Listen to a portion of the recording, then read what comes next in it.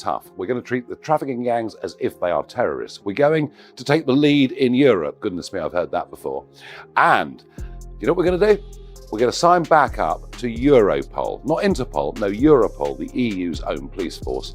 And we will take our share of asylum seekers crossing the Mediterranean, coming in to the European Union. We'll be signing up for the EU refugee programme, something we weren't even in as members of the European Union. And given that yesterday 6,800 people landed in Lampedusa, Italy alone, I suspect the number, even if the boat stopped, the numbers coming would be even bigger than now. We're going back into EU programmes. He won't solve. What happens when you combine a drill sergeant's intensity with a pub floor firebrand? You get a no-holds-barred takedown of Keir Starmer, so fierce, even his tie looks like it's reconsidering its loyalty.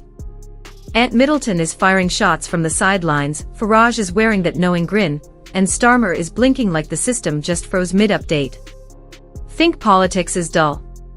Think again. This showdown packs more heat than a primetime reality finale, served with precision, pressure, and unapologetic edge. Hit play before the spin doctors scramble to rewrite the script. What do I know about politics? I know enough about modern day politics to realise that it's not working here in the UK. Hence, the solution is in the title, reform. Political reform is definitely needed. And it doesn't take the brains of Elon Musk to realise that. What do I know? Now, I do know about national security. I do know about safety. I do know about personal safety. I do know about community. I do know about teamwork. I do know about coming together.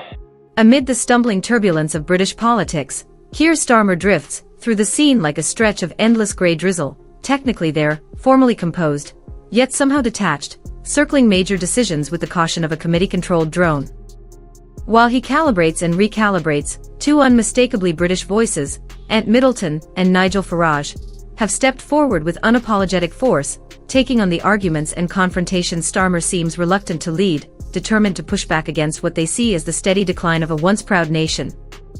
Thank you, Mr. Speaker. We at Reform, a party that is alive and kicking, very much enjoyed your speech on Monday. You seem to be learning a very great deal from us. But can I encourage you, please, to go further as a matter of national security? As a matter of national security. Over the weekend, an illegal immigrant from Iran, who we believe came by boat, was arrested in the north of England on serious charges of terrorism. Since the speech on Monday, 1,000 young, undocumented young males have crossed the English Channel.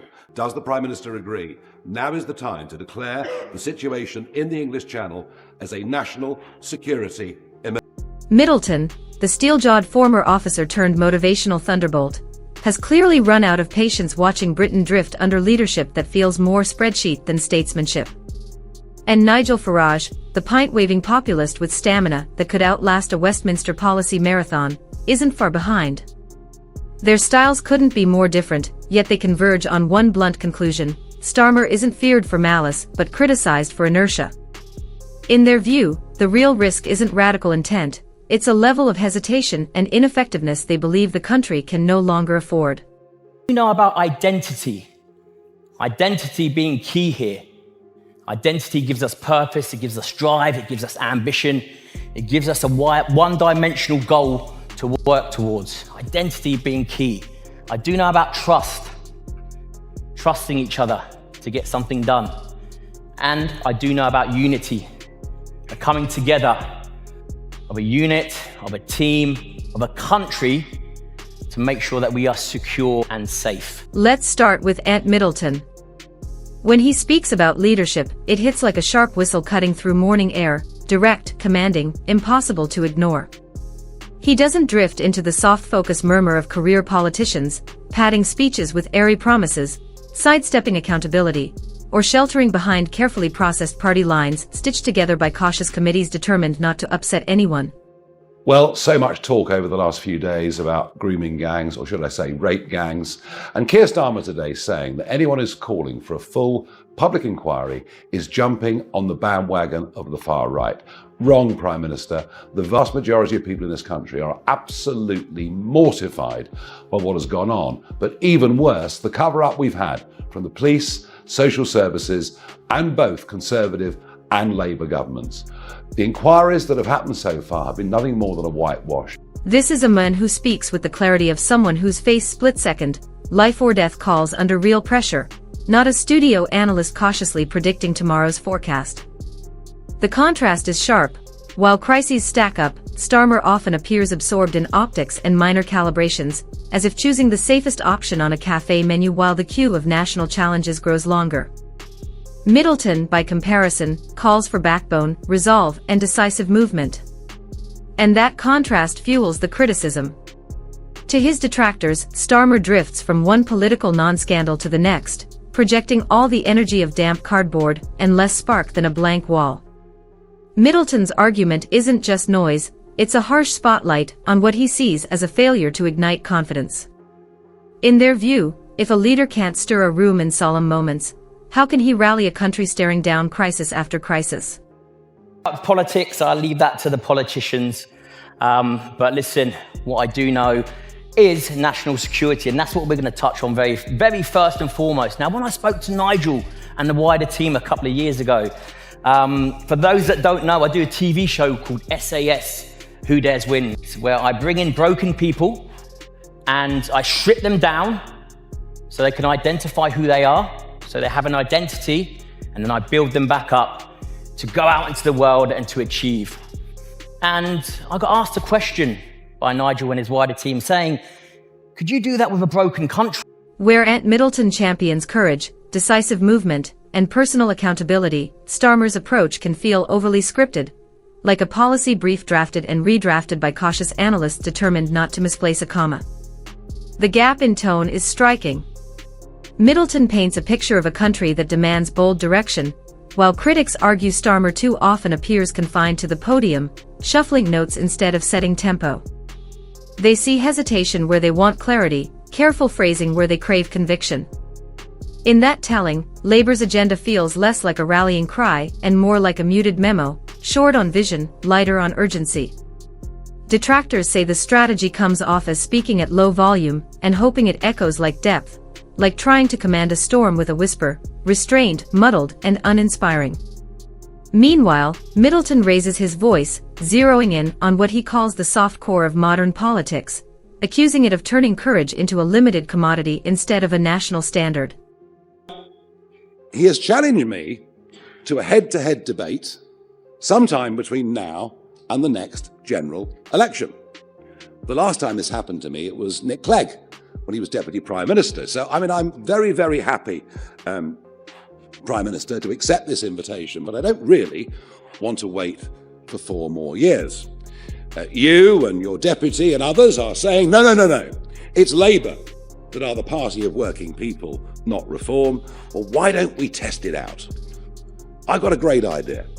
Why doesn't the Prime Minister and I go to a working man's club somewhere in the Red Wall, and we'll sit there and we'll let them ask us questions, and you can all come along and cover it live. So that's my open invitation to the Prime Minister. Middleton's pitch is blunt: scrap the endless focus groups and polished PR choreography and actually stand for something, anything with backbone.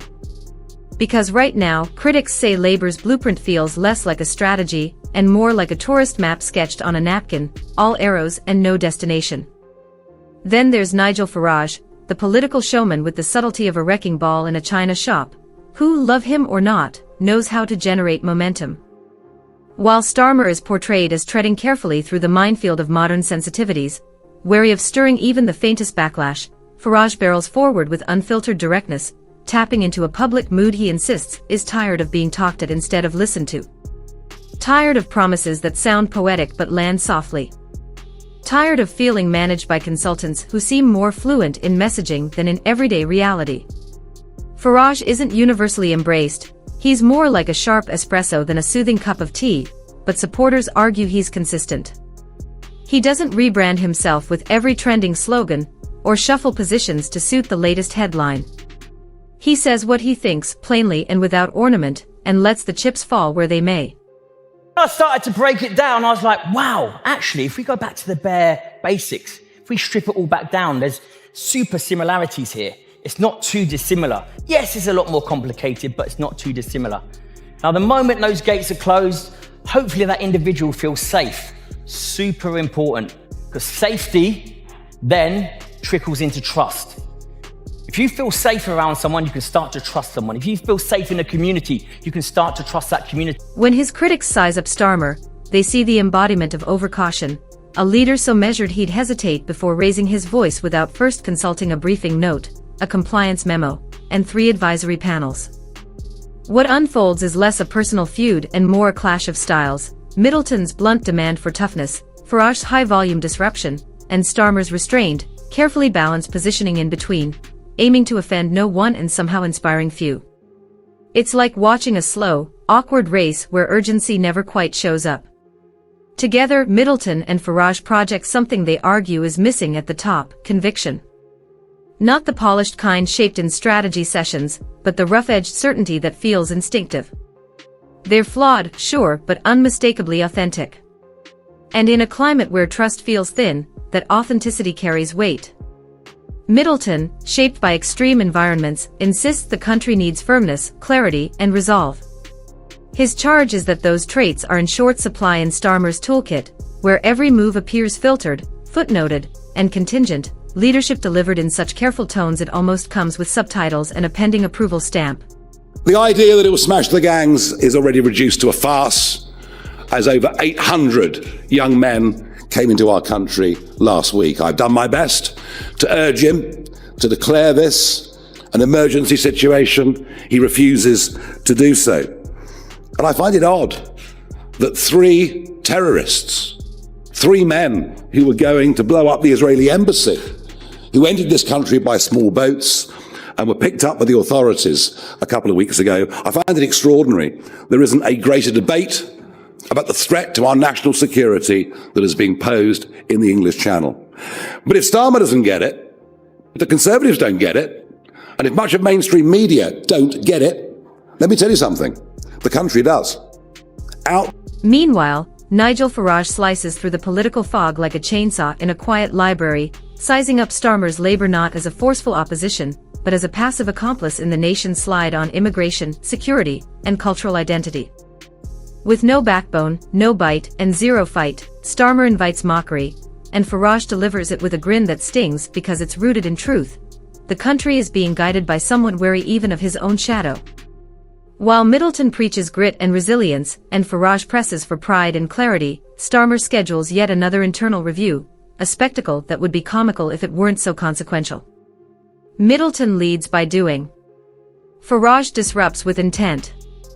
Starmer, meanwhile, seems to treat politics like a delicate custard, tepid, bland, designed to offend no one. Voters don't rally behind him, they merely tolerate him. And this is chilling when the same man might be tasked with decisions on war, peace, and the economy. Ask what he truly stands for, and you're met with vague phrases, smiles, and semantic padding about moving forward together. Contrast that with Middleton, who may not hold office but knows the value of decisive action, and the difference couldn't be starker. He doesn't lecture on theory, he demands tangible results.